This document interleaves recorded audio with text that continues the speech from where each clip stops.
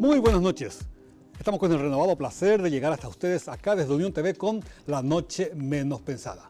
Rubén Olar, buenas noches. Muy buenas noches, mi querido Marco. Hola, Oscar. También el afectuoso abrazo y saludo cordial a ustedes quienes en sus hogares eligieron Unión TV para ver La Noche Menos Pensada. Oscar Ferraro, buenas noches. Hola, Marcos. ¿Cómo te va? Excelente. ¿Bien? ¿Cómo Todo andás, Rubén? Muy bien, Qué muy suerte, bien. Sí, qué sí, muy bien. Estamos en una semana realmente relevante, muy importante, porque se recuerda este 22, el Día del Folclore, Sí. y el 25 de agosto, el Día del Idioma Guaraní. Así que, digamos, Tendríamos que conducir en guaraní también, en homenaje a la lengua vernácula. 4 palabras en guaraní me pedí a mí ya. No, está muy bien lo del Es como paragüeyismo. querer ganarte en tenis, así que... Eso es imposible, Sí, diría. por eso, entonces... No. Yo soy azuceno y mira, lastimosamente no aprendí. Entiendo, lástima, qué entiendo mucho, Sí, pero... yo le traigo a Mario Rubén para que te Ahí, Hay vea. una persona que habla muy bien guaraní acá. Sí, que está vamos a presente en nuestra presentar. mesa. Sí, Es sí. nuestro invitado esta noche. Cierto. Hoy copo nada. Oñepora. Sí. Y Un si, guayú- un y si guayú cuala, guaraní. y si le tira la lengua para que cuente chiste, ¡ja! No, no. ¿En serio? Te hace un 6, ese te da 6-0 a vos. Pero hoy, después de las 9, ya puede contar esos chistes habituales de nuestro amigo. Exactamente. ¿Sí? Bien, compartimos con ustedes el placer de tener acá en nuestra mesa de trabajo al flamante director del Centro Cultural El Cabildo, Aníbal Saucedo Rodas. Aníbal, buenas noches. Buenas noches, Marco, Rubén, Oscar. Un placer compartir con ustedes, programa que habitualmente yo miro porque el amigo Oscar permanentemente me invita a mirar, con títulos muy sugestivos a veces. Ah, ¿sí? Sí, intercambiamos opiniones sobre los títulos y los personajes que van a ser entrevistados. No puedo hablar, pero es así, ¿verdad?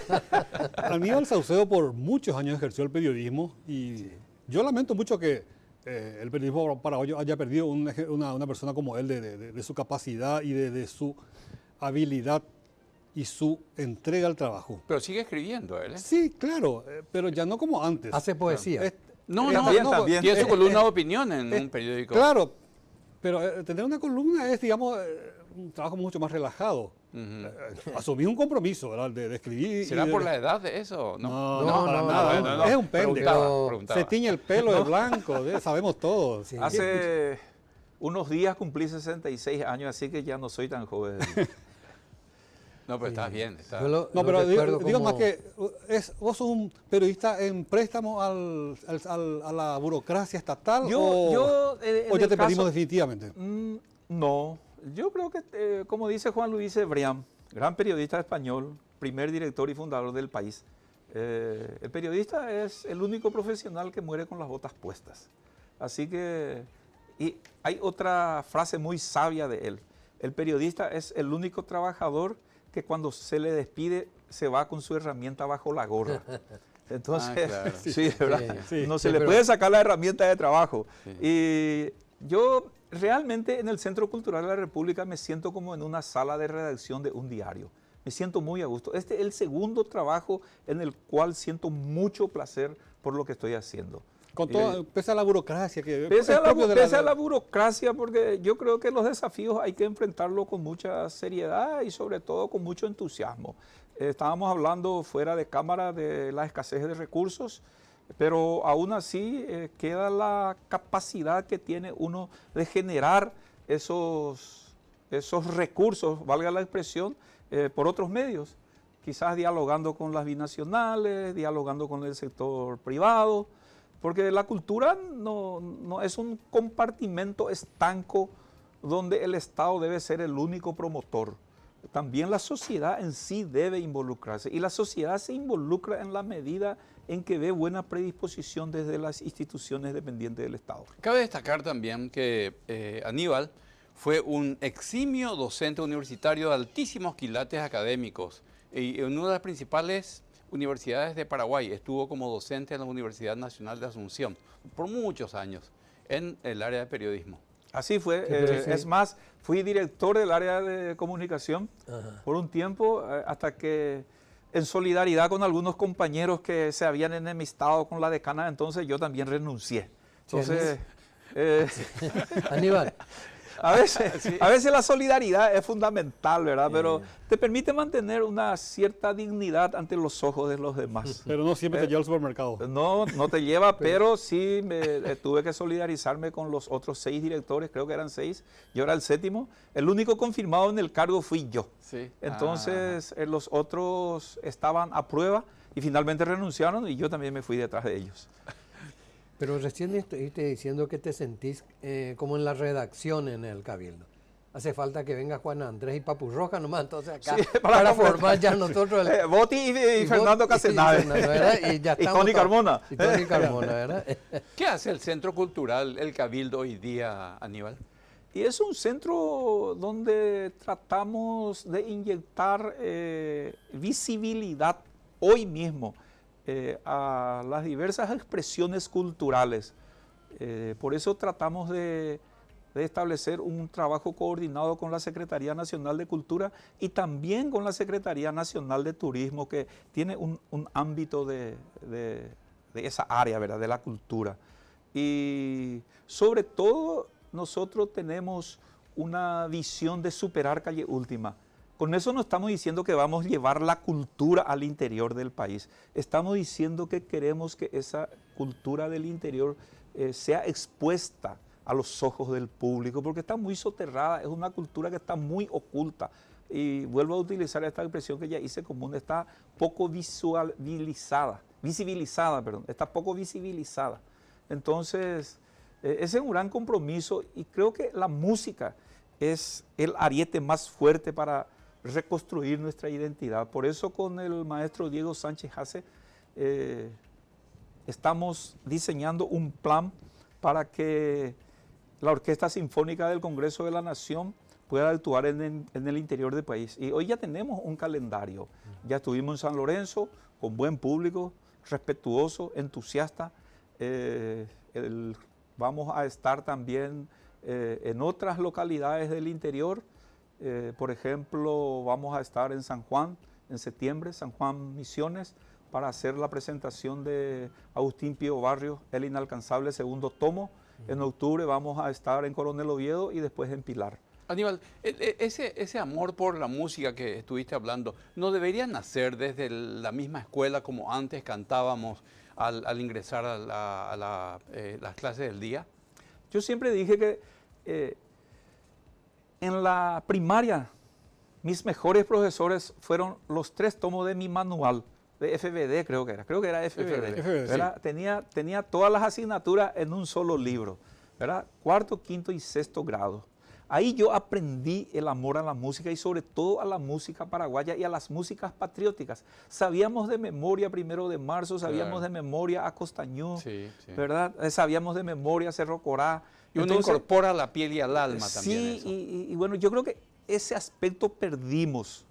Y no solamente la música, yo creo que también la poesía. Para mí, la música, la poesía y sobre todo la literatura tendría que incorporarse con mayor fuerza junto a la historia en las escuelas y los colegios. Creo que hay que rediseñar el plan. Porque mi amor a la lectura surgió de la escuela. O sea que eso tenemos que incentivar. Eso es lo más fantástico. Nombraste la Orquesta Sinfónica del Congreso. Me imagino que ese debe ser tu mayor desafío, tu mayor preocupación, el que más tiempo te insume, digamos, planificar las actividades. Así mismo, pero tengo un buen, o sea que yo no. El Centro Cultural del Congreso de la Nación, en este caso, tiene un muy buen director al frente de la orquesta, que es Diego Sánchez Hace, un tipo muy dinámico, muy abierto, muy creativo. Entonces, sí compartimos el itinerario, pero no hay grandes inconvenientes en ese aspecto. Aníbal, te quiero hacer una pregunta, me parece fantástico que puedan irse al interior a dar esos conciertos, ¿verdad? ¿Por qué Asunción solamente? Pero también, ¿cómo estamos con la formación en el interior de institutos de música o centros de música? Porque yo creo que eso es fundamental también. Existe en el interior, Oscar. Yo sé que existe porque... Existen escuelas, existen conservatorios, existen orquestas sinfónicas en el interior del país, existen. Bueno, y a eso es lo que quería llegar, ¿verdad? Ya que están, ¿verdad? Sería interesante aglutinarlos y hacer que que sobresalgan más, ¿verdad? Luis Arán tenía un... A eso voy. Luis Arán sigue haciendo eso. Sigue haciendo. Sigue haciendo eso. Por eso yo hablo de que no tenemos que tener compartimentos estancos en el ámbito de la cultura. Todas las instituciones que dependen del Estado deben trabajar coordinadamente, ¿verdad? Y el trabajo del maestro Sarán es excepcional. Lo que nosotros buscamos es despertar también el interés de la gente del interior de la República, ¿verdad? A través de las gobernaciones, las intendencias municipales, ir creando conciencia para reconstruir nuestra identidad. Porque esa es la gran falencia o déficit de identidad, de memoria y de tradición que tenemos. Nuestra identidad no se ha perdido, pero sí necesitamos fortalecerla. Pero está disminuida. Sí, está disminuida, porque hay como una ruptura generacional. Cierto, lo que yo sabía de la guerra contra la Triple Alianza y de la gesta heroica de Solano López me contó mi abuela frente al fogón. Entonces yo creo que ese también es un problema dentro de la familia. Pero un padre que no conoce la historia poco le puede enseñar a su hijo. Entonces, yo creo que tenemos que volver. Estaba leyendo unos comentarios de Juan Andrés Cardoso hace poco, ya que te acordaste de eso. Desde el pasado hay que reconstruir la identidad. Aníbal, ¿hay presupuesto suficiente como para tratar de proyectar el conocimiento del acervo musical, sobre todo el acervo musical autóctono en la población del país? Porque dijiste que iban a visitar localidades del interior inclusive, y para eso se necesita un poco de disponibilidad. Y hacemos una vaquita, le pedimos ayuda o al gobernador o a las personas que nos invitan en el tema de transporte especialmente, y nosotros aportamos un viático y bueno, pero recursos tenemos muy pocos. Y de los pocos que tenemos, a veces nos cuesta utilizar porque es un presupuesto compartido con la Biblioteca del Congreso de la Nación. Entonces, no es tarea fácil trabajar sin recursos. Yo siempre digo que parece una contradicción hablar de dinero y hablar de cultura, ¿verdad? Pero el dinero es fundamental para promover la cultura. Es habitual en muchos entes del Estado el tema de las carencias presupuestarias.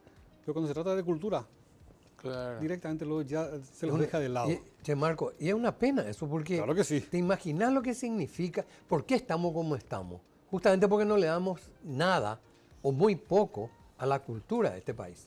Entonces, encontramos de repente que hay gente que va para otro lado, que tenemos problemas sociales, más cosas. Bueno, tal vez la cultura no vaya a solucionar toda esa problemática, pero que vamos a sacar a mejores ciudadanos, lo vamos a sacar con la cultura. Eso no me cabe la menor duda. Yo siempre sostengo que ningún cambio, ninguna transformación va a tener consistencia ni continuidad en el tiempo si no tiene como telón de fondo la cultura. Por eso cada gobierno viene y cambia todo lo que el otro hizo, porque no hay cultura de política de Estado. Pero para tener cultura de política de Estado tenemos que empezar con la cultura como política de Estado. Y ese gran déficit que tenemos. Yo soy consciente de que no tenemos recursos y de que tenemos que pelear, disputar lo poco que poseemos en este momento. Por eso es fundamental que se piense más en la cultura en términos de promoción, y para promover la cultura se necesita de recursos. Por eso yo hablé de abrirnos a las binacionales, al sector privado, porque veo que es la única manera de que podamos cumplir con nuestros objetivos. A veces la gente me puede decir, che, pero quieren plata para la cultura, pero hay enfermos oncológicos que se están muriendo. No, si esa es la opción, definitivamente la prioridad deben ser los enfermos, ¿verdad? Pero yo creo que puede haber plata para cultura y puede haber plata para salud y plata para la educación, de acuerdo a cómo administremos los recursos que tenemos.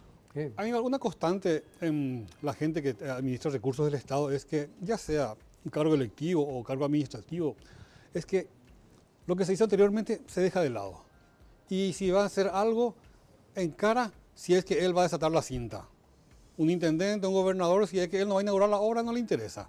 O sea, no se piensa en políticas de Estado, ¿verdad?, que vayan mucho más allá de sus periodos gubernativos. Y eso es lo que yo digo, que el proyecto cultural que tenemos en el área de la música precisamente se trata de eso, de superar la temporalidad de los hombres y la transitoriedad de los gobiernos, Por eso con el maestro Diego Sánchez Hace, inicialmente a este proyecto le pusimos como nombre Itinerarios sin Límites. Nuestro sueño, nuestra aspiración es que el que venga después pueda continuar con ese trabajo de ir insertándonos en los pueblos del interior y que esos pueblos del interior demuestren su riqueza cultural, que es mucha, realmente impresionante. Yo soy un seguidor de las redes, de las páginas o plataformas musicales. Impresionante es la creatividad del paraguayo, incluso humorísticamente hablando. El paraguayo, el músico se ríe de sí mismo. Entonces, hay que volver a eso, ¿verdad? Sí. Hay que volver a las raíces.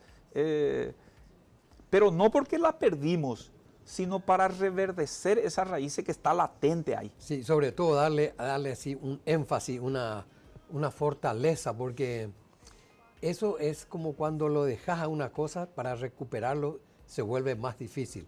Y sobre todo cuando estamos hablando de cultura, de todo lo que significa eso, necesitamos creativos, necesitamos creadores, necesitamos gente que empiece a levantar eso, no solamente en la música, sino en otros campos. Así también. Mismo.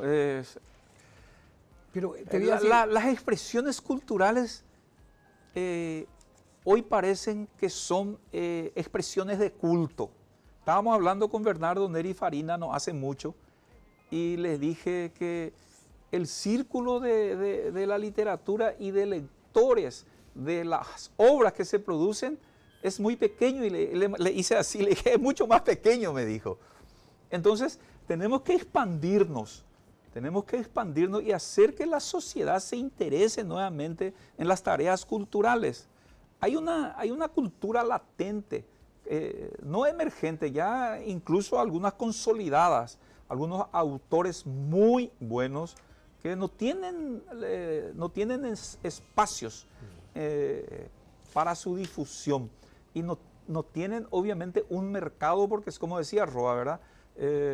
Las editoriales apuestan a autores ya consagrados. Sin embargo, aquí hay editoriales que apuestan a los autores que están empezando, pero tenemos que encontrarle público a esos autores y para eso necesitamos abrirnos, hacer espectáculos, lectura de poesía en vivo, convocar a la gente. La Casa de la Literatura, Augusto Roa Basto, tiene que estar palpitante de actividades y a eso apuntamos. Aníbal, perdón, brevemente más, yo creo que va a tener un trabajo que puede estar ahí el tema de convocar a muchas de estas organizaciones culturales que existen, ¿verdad? Y que de ahí se pueden mover a nuevos valores. Va a depender un poco de tu gestión. Así mismo.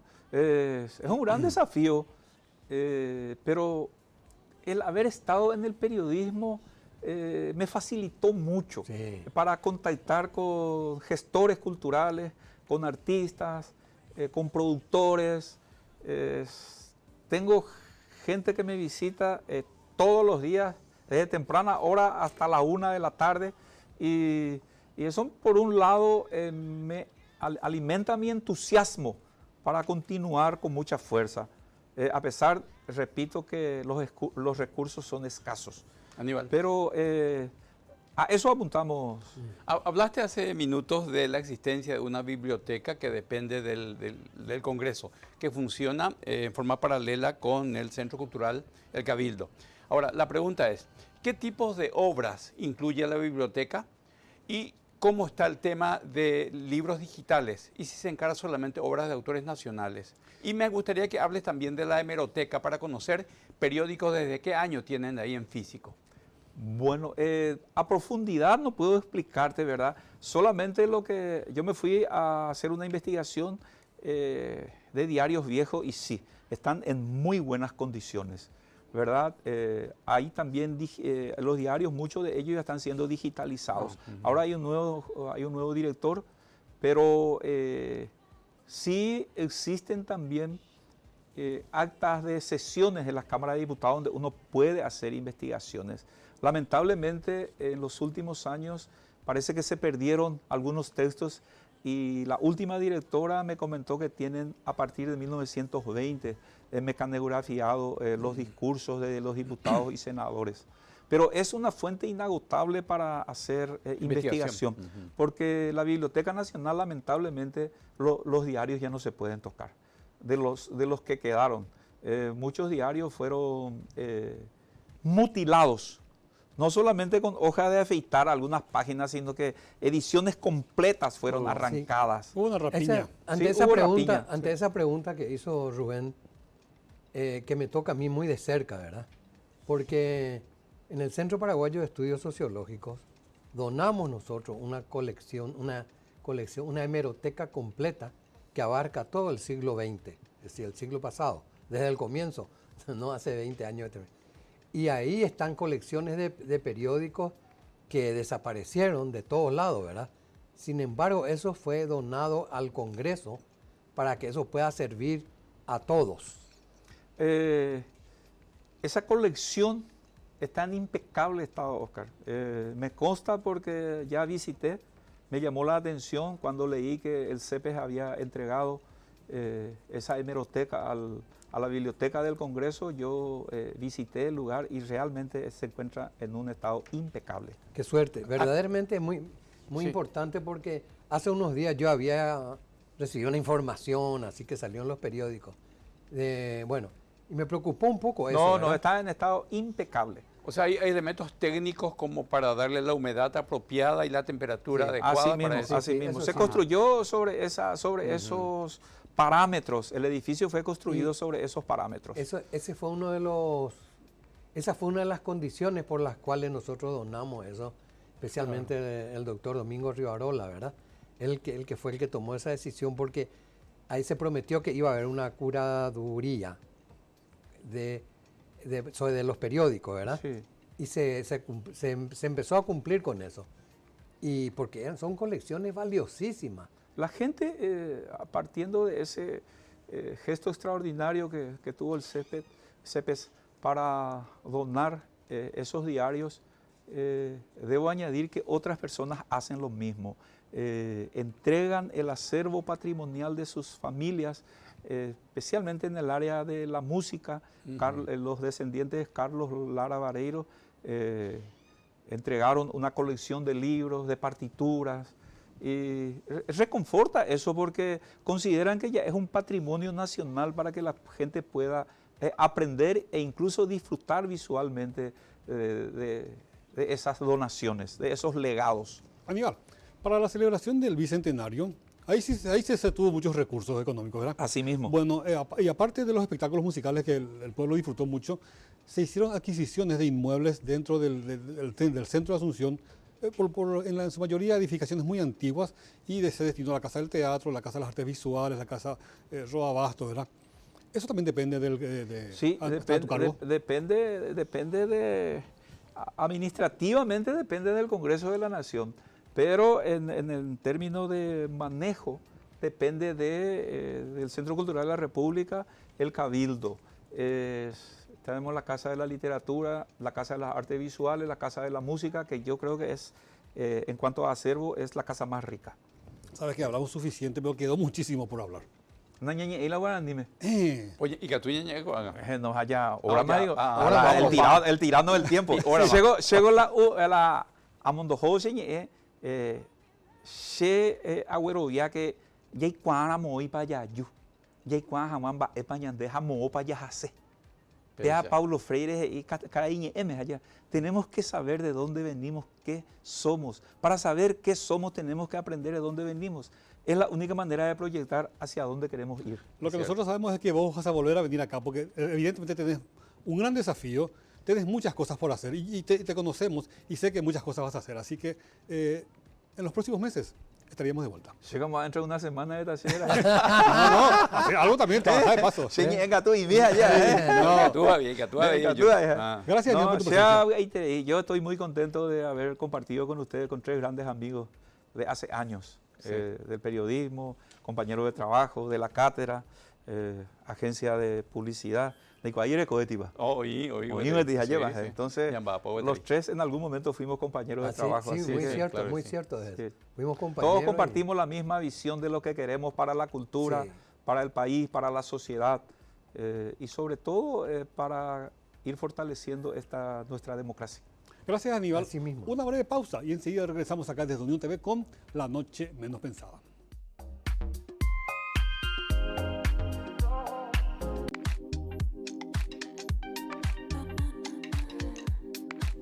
Continuamos acá en Unión TV con La Noche Menos Pensada. Llegamos hasta ustedes a través de los canales 17 en la grilla de Personal Flow, 23 en la grilla de Tigo, 28 en la grilla de Copaco TV e igualmente en nuestro sitio web www.uniontv.com.py. Decíamos al inicio del programa que esta es una semana muy especial esta porque este jueves 22 se recuerda el Día del Folclore Paraguayo y el 25 de agosto el Día del Idioma Guaraní. ¿Pero por qué el 25 de agosto? Por una sencilla razón. El 25 de agosto de 1967 fue sancionada la Constitución Nacional bajo la dictadura de Stroessner, que fue sustituida por la de 1992. Pero en esta Constitución por primera vez ingresa el guaraní como idioma oficial del Paraguay. Por eso, en reconocimiento a eso, se estableció el 25 de agosto, Día del Idioma Guaraní. Es del tema que vamos a hablar ahora. Y ya comparte en nuestra mesa de trabajo el licenciado Arnaldo Casco. Él es director de investigación lingüística de la Secretaría de Políticas Lingüísticas del Estado paraguayo. Arnaldo, muchas gracias por tu presencia. Buenas noches. Gracias por el espacio. Maite Iroru, Caray Marcos, Mocoibe Caray Guasune, Moinuba PBI. Un Rubén y placer. Oscar. Mucho gusto, Rubén y Oscar. Un placer estar con ustedes. Ya dije hace rato, yo 3 palabras no puedo seguir de guaraní. Se van a reír de mí, pero bueno. Ñambo yo parata. Yo para todavía. Bueno, ahora, a tu criterio, ¿cuál es el idioma que más se habla en Paraguay? O sea, no a tu criterio, de los datos que manejas. Por supuesto, no es muy difícil la respuesta. Sí, pero señor.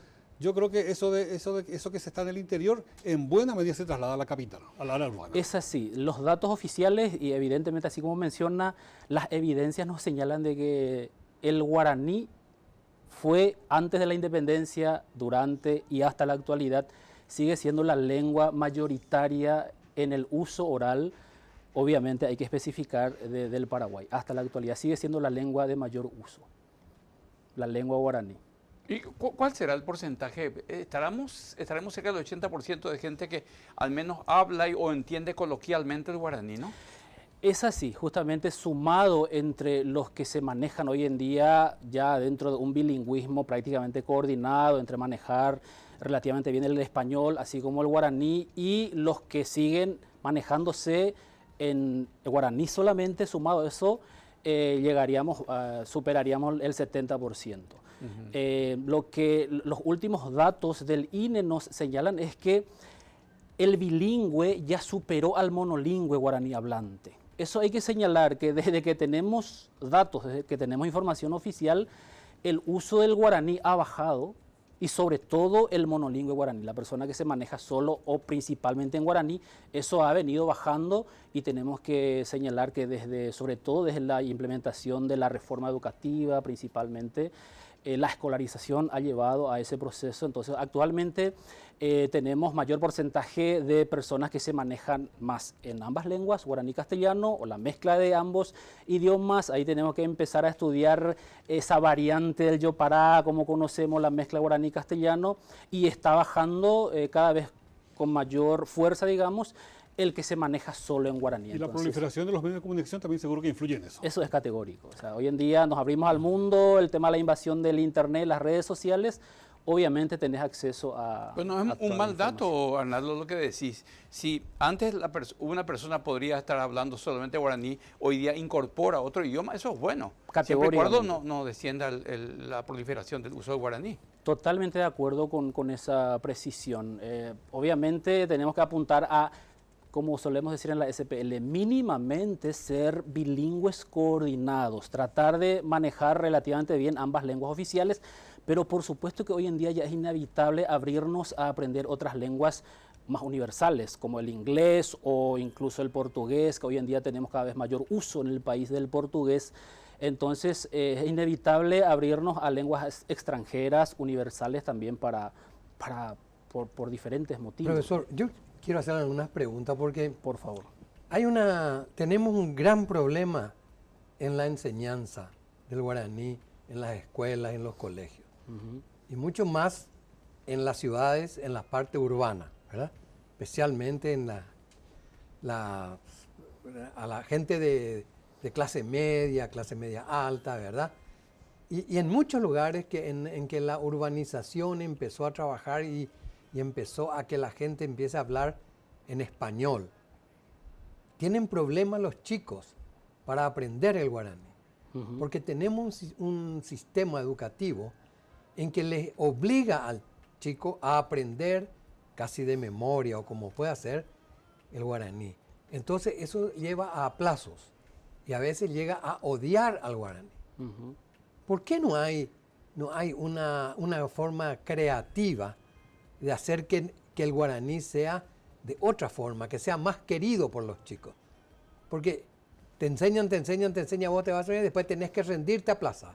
Hay una gran cantidad de aplazos en esos chicos que no hablan en sus casas el guaraní. Y que yo a mí mismo, si no hablo en el guaraní en mi casa y después tenga que rendir, algo voy a odiar el guaraní. Y eso no podemos permitir. ¿Qué opinás sobre eso?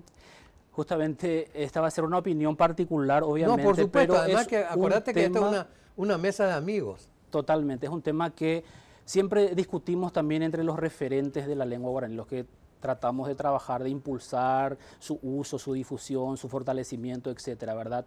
Es un tema de preocupación a lo mejor de todos los sectores sociales, ¿verdad? El tema educativo, cómo se da ahí, y evidentemente hay que generar ahí una revolución, hay que replantear muchas cosas, pero la cuestión no pasa solo por la cuestión educativa solamente, o en las aulas solamente, o en el programa educativo a lo mejor. El chico que se encuentra con el guaraní solamente en las aulas y donde solamente va a dar 2 horas en la semana el guaraní y después todas las otras materias no se le va a enseñar prácticamente en esa lengua, ese chico que a lo mejor en su casa no tiene el guaraní, abre el celular, no encuentra el guaraní, el televisor y no encuentra donde mire la sociedad en su entorno, es muy difícil que llegue a amar, y sobre todo si ese guaraní que encuentra en la escuela se diferencia del guaraní que a lo mejor escucha en la calle o en la casa, ¿verdad? Se divorcia otra vez ese tipo de guaraní. Porque se busca un guaraní un poco más académico, muchas veces artificial, se crea un guaraní para llevar a la escuela porque es un espacio nuevo para la lengua. Tenemos que desarrollar la lengua en ese ámbito y en esos ámbitos, porque todas las materias, si es posible, tenemos que enseñar en guaraní. Tenemos que desarrollar la lengua en matemática, en filosofía, en ciencia. Y el chico tiene que encontrar el guaraní, tiene que identificarse con la lengua, no solo en la escuela, en el receso y al salir de la escuela, al abrir su celular, el televisor, la computadora. Y si no generamos ese ambiente del guaraní en todos los ámbitos, es difícil. Pero la escritura misma es difícil. Si para nosotros es difícil la escritura, ¿qué sería para un niño que empieza? Totalmente. ¿Verdad? Y además... quiero terminar en esto, ¿verdad? Y la escritura y el lenguaje, el guaraní académico, como quiera decirle, varía muchísimo del guaraní popular, cotidiano que se habla. Entonces hay un choque. Y ahí eso es lo que yo no entiendo. Totalmente. Ahí es donde tenemos que encontrar el punto para... En realidad, muchas cosas son nuevas para el desarrollo del guaraní. La lengua recién está contando con Pero el guaraní su es viejo, academia. El guaraní tiene una edad, que eso le quería preguntar. Sí. Una edad, no sé cuántos años, pero calculo que entre 4.000 a 5.000 años tiene que tener el guaraní. La información que yo tengo es un poco menos. La antigüedad, no hace poco leí un artículo que se publicó en España sobre dónde más o menos y en qué tiempo se origina. En una zona del Brasil, en la Amazonía, en una zona de las Amazonas del Brasil, es que más o menos hay vestigio de que ahí se haya originado, si mal no recuerdo, hace como 3.000 años 3.000, aproximadamente. Siempre varía esos datos, pero siempre está por ahí varía cercano. Y cada vez que la ciencia encuentra algo nuevo, se cambian, ¿verdad? Pero es una cosa que... Y nosotros no estudiamos también esos antecedentes. Hay muy pocos antropólogos que han escrito sobre eso. Yo creo que tenemos que valorizar eso. Categóricamente. Arnaldo, me gustaría conocer tu opinión sobre la fuerza del uso del guaraní en la toponimia sobre todo o sea, el hecho de dar nombre guaraní a nombres propios, a lugares. Sobre todo, sabemos eso, la influencia en Paraguay.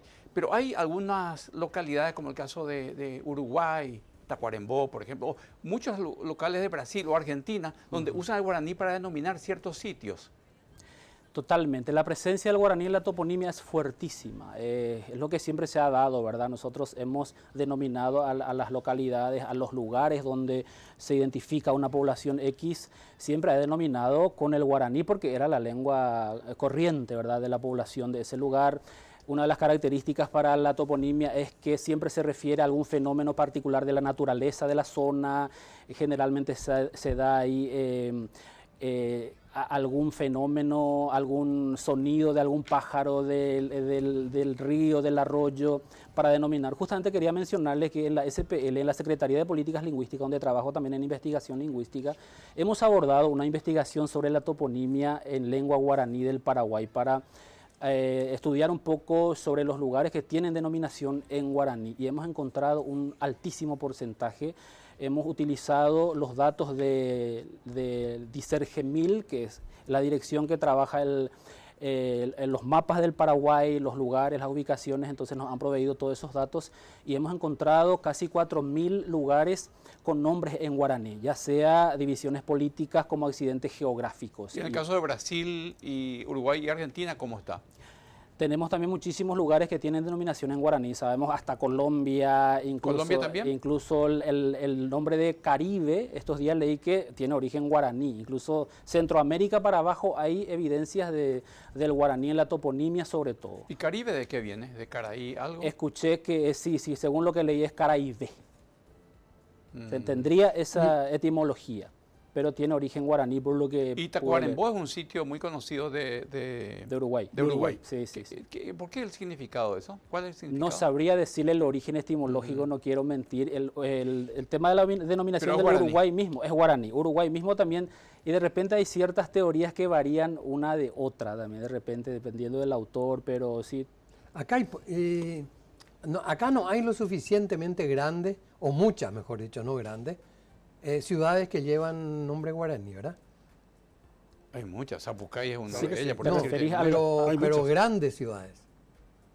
Nosotros inclusive hablando de grandes dimensiones de territorios, comenzamos estudiando los departamentos, y en los departamentos casi 10 de los 17 tienen nombres en guaraní, o por lo menos una fueron mezcla. fundadas digamos, durante la colonia. Claro, y lo que mucho Bueno, se da pero lo también... mismo podrían haber tenido nombres en guaraní, aunque hayan sido fundados en la colonia o no, ¿verdad? Lo que se repite mucho también es los nombres de santos, por obviamente Y la de presencia militares. de los militares, obviamente también. Y las calles, por ejemplo, las calles en Asunción son o de militares generalmente y no sé más, pero en guaraní las calles en Asunción, Sí, a ver, eso por ahí habrán.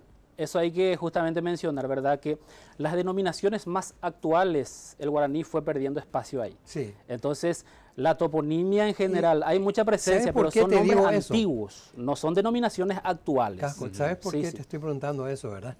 Porque, y esto no es ni idea mía ni nada, sino estoy hurgando nomás, la valorización del guaraní, ¿verdad? Ujú. Tanto en su idioma también, ¿verdad?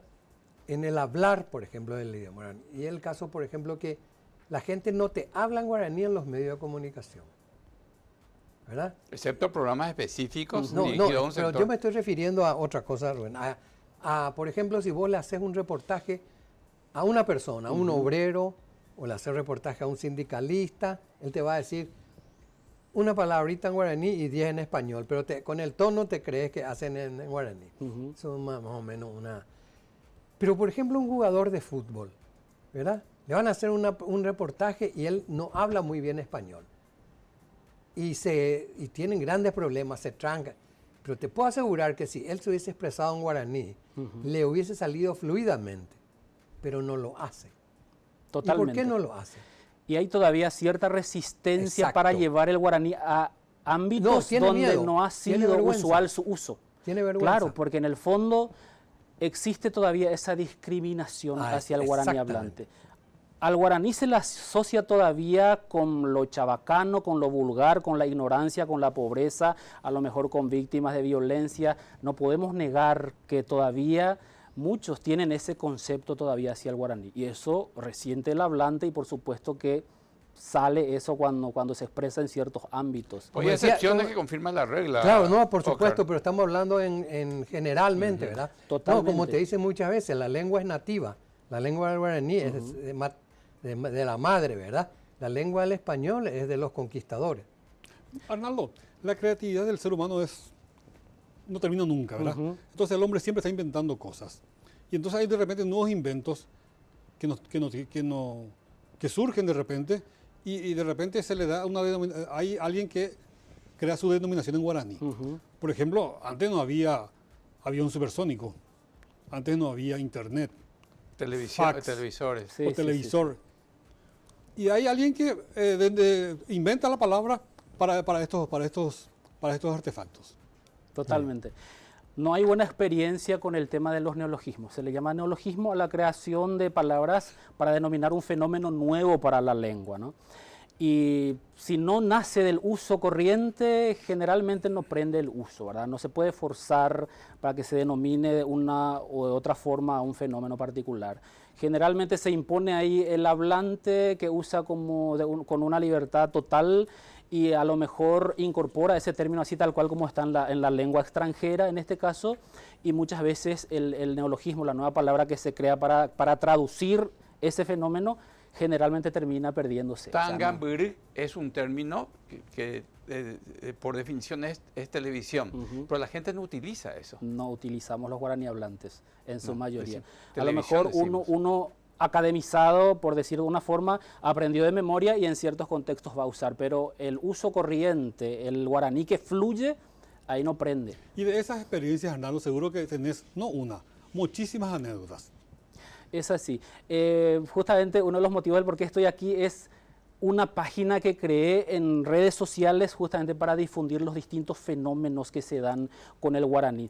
Y ha tenido mucho éxito porque es una página que ha tratado de acercarse bastante al uso coloquial de la lengua. Muchas veces eso que no queremos decir en el ámbito académico, pero yo me di esa libertad de difundir eso en la página, principalmente en Facebook, en Instagram.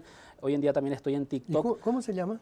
En Facebook se llama Curiosidades de la Lengua Guaraní, justamente con esa denominación que hoy en día casi tiene 300.000 seguidores. Y contá algunas de ellas, esas anécdotas. Ahí yo que difundo recuerdes. principalmente fenómenos particulares del guaraní. Por ejemplo, que el guaraní es una lengua que no tiene una palabra que termine en consonante. Y muchas veces ese fenómeno se traslada a nuestro castellano paraguayo. Y doy ejemplos para que uno se ilustre. Guaraní ni una sílaba termina en consonante. Y eso muchas veces trasladamos a nuestro español. Todas las sílabas son directas, terminan en vocales todas. La mayoría de las palabras son agudas. Y entonces, por ejemplo, la guaranización de una palabra que entró ya completamente del español, el caso de almidón, que terminó en N, yo pasé al guaraní como araminó, termina en vocal. Y van a ver todo tipo de ejemplos de esa naturaleza. Un ejemplo les doy, ¿verdad? Eso se da también con calzón, que termina en N, yo digo cazón al guaraní. O sea, y el caso también Medio francés ya parece eso, ¿eh? ¿no? Sí, Ah, sí, sí, suena francés. Suena francés. ya. Por ejemplo, y las dobles consonantes que no se dan. A lo mejor por eso nosotros no pronunciamos bien las dobles o triples consonantes en el castellano paraguayo. Y la S final, porque no tenés la consonante final. Yo digo felicidades y no digo felicidades, municipalidad y no digo municipalidad. Entonces se pierde ahí la última consonante porque el Pero guaraní ese es del tiene uso ese fenómeno. coloquial, decís. ¿Te referís a al la castellano eliminación paraguayo? de la S, por ejemplo. Sí, me refiero al castellano paraguayo, cómo se traslada ese fenómeno del ¿Y el guaraní. académico incluye la S? ¿A qué lengua te referís? Cuando hablamos así el guaraní. ¿El guaraní? Sí. No. El guaraní no tiene. registra consonante final, en ningún caso. Ajá. Ni siquiera las sílabas terminan en consonantes. Por eso se da esa Son vocales entonces, tergiversación, digamos. ¿verdad? Sí. Terminan vocales. Por eso muchas veces se da esa descripción de que es una lengua muy musical, dicen, ¿verdad? Porque comparado con el español, el guaraní tiene Las vocales son las que le dan tonalidad a la lengua, porque las consonantes solas no suenan. Sí. Y en guaraní tenés 12 vocales comparado con el español que tenés 5, es decir, 12 distintos sonidos que en el español solo tenés 5. En guaraní tenés 12 vocales, intercalando oral, nasal. O sea, es un juego constante entre la oralidad y la nasalidad en guaraní. Casco, y las expresiones, por ejemplo, de repente en una palabra, ¿verdad? Que de repente tienen muchos conceptos, ¿verdad? Muchas formas de decirse. Totalmente. Eso también juego mucho con eso en las redes, ¿verdad? Sí. Las dobles o triples interpretaciones que uno le puede dar a las expresiones ¿Un ejemplo? populares. Por ejemplo, yacaré. Yo digo yacaré y la traducción literal obviamente me lleva al cocodrilo, al animal. Sin embargo, cualquier paraguayo entiende que yacaré significa otra cosa también. Tesapo. Tesapo, sí. Una palabra, tesapo. Bueno, yo le clavo con el dedo en el ojo. La descripción literal, pero todos sabemos acá en este contexto lingüístico que tesapo significa otra cosa. Oñambobú, camisa lomo, dicen. De ese tipo. Tenés montones. Es muy en guaraní. gráfico el guaraní. ¿Eh? El guaraní es muy metafórico. No es lo que se dice, sino lo que se quiere decir. Por eso se complica mucho el que no es guaraní hablante o que maneja lo básico nada más el guaraní cuando interactúa con guaraní hablantes nativos. Porque el guaraní hablante principalmente te habla de manera indirecta, te habla con metáforas. ¿Cómo le explicas a un americano eso? Imposible. Es difícil. Imposible. Hay otra particularidad. Traducir al castellano lo que se dice en guaraní. Omboyashereje. Ujú. Pega todo por mí. Se traduce literalmente. Se traduce literalmente. Totalmente. Pero no, Sí, sí. pega todo por mí. Se da muchísimo eso. Y ahí se da O si no, no es cuestión de que nos recostemos todos. A mí ya llegó. Totalmente. Escribiste libros también, Arnaldo. Yo publiqué una novela escrita en guaraní en el 2017. Que no es común en guaraní escribir. Cuando yo empecé a escribir, que fue en el 2010, cuando ingresé a estudiar guaraní para ser licenciado en guaraní, me encontré que en guaraní existía una sola novela escrita en guaraní, que es del año 1981. Ajá. Publicó Tadeo Zarratea, que se titula Calaíto Pombero. Pasaron más de 30 años y nadie más se atrevió a escribir una novela en guaraní. Y a esa altura, ya en Paraguay teníamos más de 60.000 docentes en guaraní. Y yo me pregunté, ¿Cuánto? más de 60.000 docentes en guaraní cuando yo ingresé a estudiar. Y yo dije, ¿quiere decir que estos docentes se recibieron sin haber o solamente haber leído una sola novela en guaraní, si es que leyó esa novela? Entonces, como yo me sentí porque es mi lengua materna, tuve una historia con guaraní hablantes, mi entorno donde yo crecí y pasé los primeros años, como una especie de homenaje también a mis raíces, me atreví a empezar a elaborar la segunda novela, que era en ese momento en guaraní, que culminé después de 7 años, publiqué en el 2017, y para ese entonces ya se había publicado la segunda en el 2016. Entonces la novela que yo publiqué en el 2017 fue la tercera. Del 2017 a hoy aparecieron 5 novelas más en guaraní. Entonces, si miramos los números, podemos hablar de que existe cierto avance en el desarrollo en ese ámbito, hablando de narrativa, hablando de novela solamente, mirando números. Ahora tenemos que empezar a leer y analizar qué nivel tiene cada libro que se ha publicado en ese tiempo. Te quiero hacer una pregunta. Vamos a entrar en un tema. Vos estás en la parte de políticas culturales. Políticas lingüísticas. Perdón, políticas con mayor razón. Y acabas de decir que hay 60 o más. O había Hoy en por lo día ya menos hay mucho más. Mucho más, ¿verdad? Mucho más, sí, sí. Bueno, pero hay una cosa. ¿Cómo nos comunicamos con la gente del exterior que les gusta el guaraní? Y te voy a dar unos ejemplos, ¿verdad? Uno de ellos es, por ejemplo, en Francia. Augusto Roa Basto y Vareiro Saguier fueron gente que en la universidad, en una universidad francesa, tenían clases de guaraní. Hace unos días, aquí con el amigo, con Marco, tuvimos el lanzamiento del libro de nuestro amigo Mario Rubén Álvarez, ¿verdad? Y estaba una señora, que no recuerdo su nombre. Delicia Villagra. Delicia Villagra. Delicia Villagra. Que ella, cada lingüista. Sí, ella estuvo dando clases en Rusia, creo que en la Universidad Patricio Lumumba, estuvo también en otros países. En Francia. En Francia también, ella ¿verdad? se jubiló en Francia y después vino a Paraguay. En Francia. Sí. ¿Hay algún contacto con esas universidades, con esos centros de altos estudios que están haciendo trabajando por el guaraní, me da la sensación, y ojalá me equivoque, que lo que estamos acá estamos un poco divorciados en esas instituciones. Y eso habría, no sé, pero antes de seguir me gustaría que me responda si es cierto eso o no. Ese divorcio que te digo yo. No hay mucho contacto hacia el exterior con el tema del guaraní. La función de la SPL se ciñe específicamente en lo que es la gestión lingüística a nivel interno, ¿verdad?, de Paraguay, pero también a partir de la ley de lengua se le encomienda también trabajar por lo menos a nivel Mercosur. El tema del reconocimiento de la lengua, por eso se logró que el guaraní entre como lengua de trabajo del Parlasur, por ejemplo, pero principalmente la gestión se centra en lo que es a nivel país. Sin embargo, nosotros justamente ahora estamos con un proyecto, no hace mucho habilitamos un taller para probar, para medir un poco la temperatura, como se dice, con el tema del guaraní para el mundo. Y hemos tenido una repercusión demasiado grande. Ofrecimos taller virtual de guaraní de manera virtual gratuita y se conectaron más extranjeros que paraguayos. Y principalmente o paraguayos que fueron al exterior o hijos de paraguayos que viven afuera y que desean volver a tener ese contacto con sus raíces o con la lengua.